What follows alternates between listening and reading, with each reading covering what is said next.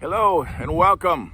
Warm greetings. Welcome to the world of the Global Entrepreneur membership. I want to give you just a little bit of a quick heads up on what to expect and how to proceed most efficiently to sort through this information so that you can get the results you need as quickly as possible.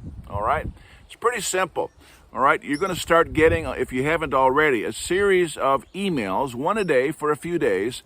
And this is going to take you step by step through much of the information that's available and what we need to do. I highly suggest you save these emails, create a folder to save them, so if you don't have time to dig into it when you receive it, that you can refer back to it later on. Okay, that's pretty simple. Now, the first thing we need to do in getting your business trust established is to fill out the data input form. You've got a link to that in one of your first emails. That data input form is going to allow you to tell us who you want to put where and what position in the trust so that we can then create a customized document for you. All right, so let's just go through that real quickly and help you out with any questions you might have. Deal with those up front. So the first thing is there's going to be an exchanger. Exchanger number one, there's an exchanger number two. You are exchanger number two. We provide exchanger number one. All right, and here's how that works. In many cases, when a predator wants to attack a trust, they will look at the documents, they'll see that you were involved in its creation, and when that happens, they will attack you saying, well, you created this trust for nefarious purposes. Let's say tax evasion or defrauding creditors or whatever their attack might be. All right, but if you don't appear in the initial trust creation documents, then that totally eliminates that possibility. So we use another party to be exchanger number one, and here's how that works. She comes in, her name is on the creation documents as exchanger number one. Will exchange $25 into the trust in exchange for certificate number one. Now, she immediately endorses the back of that certificate, just like endorsing a blank check or endorsing a check. And that certificate then becomes like a bearer's share. You will receive that original endorsed certificate. So in essence, you hold that certificate, and until you actually assign that certificate, accept it, and assign it, that's essentially a bearer's share, which you will be holding, okay?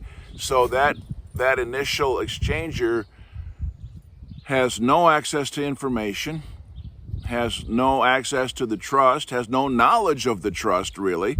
She's there as a placeholder and nothing more for the initial paperwork, okay?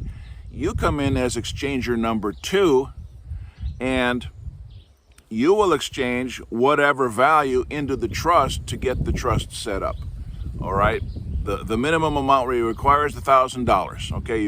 It's just like the minimum to open a bank account, okay? You've got to have something in the account to have the account. So you're exchanger number two. You will also be the agent for the trustee, acting basically as business manager. You will be managing the business. The trustee has no time or interest in managing the business. The trustee is there for protection purposes, as a fallback, as a fail-safe, and you will be managing the business as the agent or manager. We could also use the title of president if you like, okay? No matter what the title, you will be acting at the behest of the trustee. That's essential to maintain the integrity of the trust. The trustee is the one who's responsible, or the board of trustees, whatever the case may be. All right? So we can create documents if you want to negotiate a big deal and project a higher level of authority. Then we could do an appointment document as president. So that's irrelevant.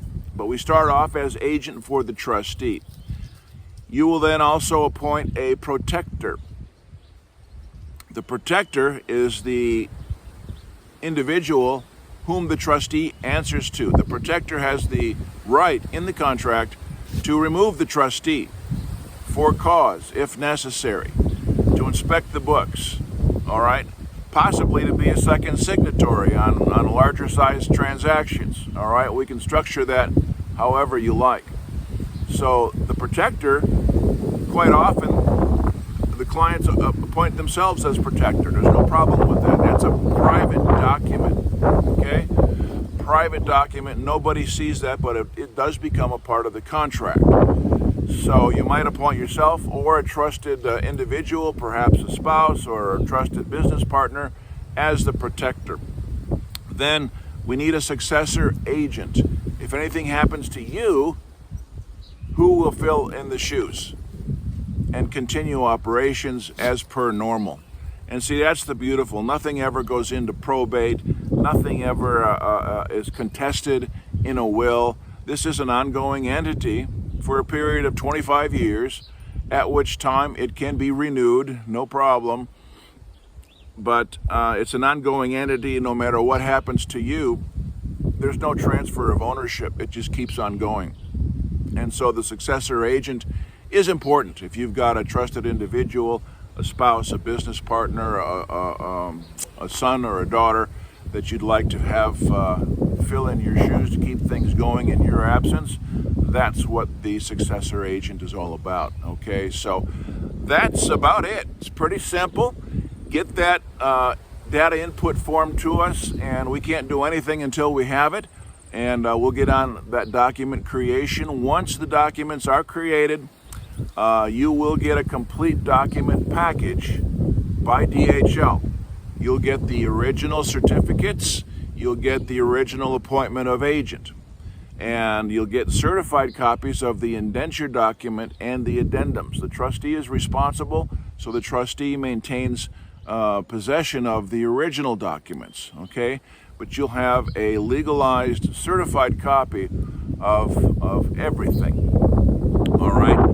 The DHL package is sent out after you fund the trust, okay? We have to have that funding amount and confirmed in order to complete the documents, because there's a property list and there's the exchange contract.